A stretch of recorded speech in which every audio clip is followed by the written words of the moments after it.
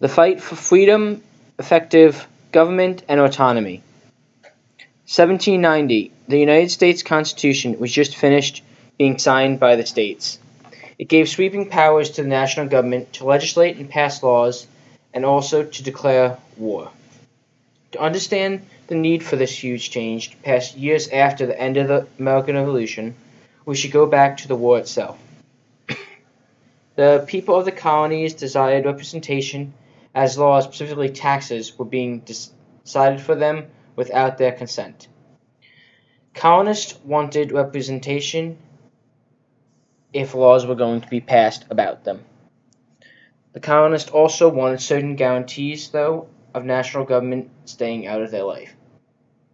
This led to protest over taxes and the existence of big government.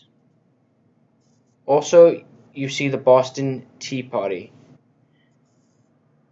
When the U.S. won the war, there was a weak government that was set up called the Articles of Confederation, where power was devolved to the states. There were many problems with this, including taxation, which forced a rebellion known as the Shays' Rebellion, when farmers could not pay back taxes that they owed. This was a problem as the government lacked a central military force or enough volunteer forces to help put down the rebellion.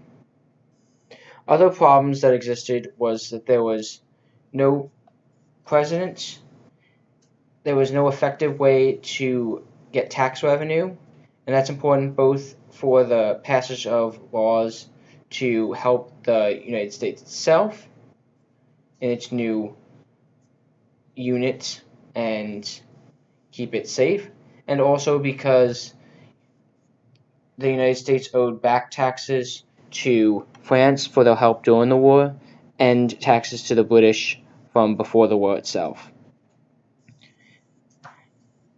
There was a belief then that a new law code must be set up, which led then to the Constitutional Convention of 1787.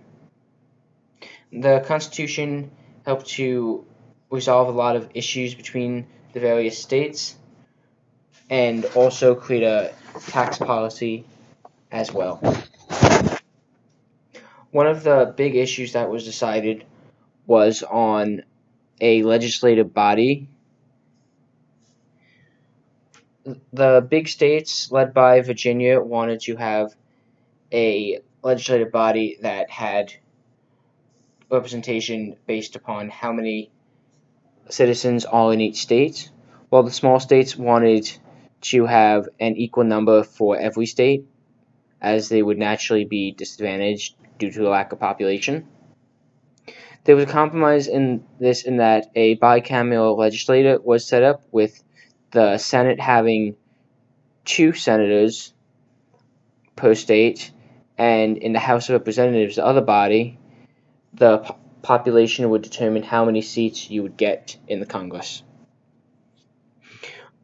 Another issue that was a problem that needed to be resolved was the issues of slavery and how they would count towards voting.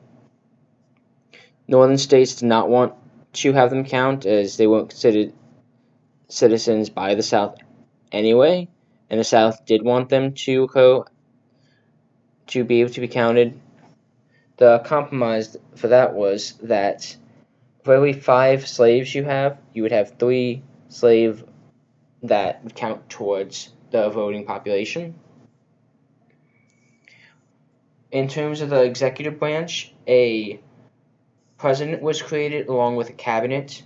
The president had the ability to veto any laws put before him. However, a 2/3 majority in both houses could override the president's veto.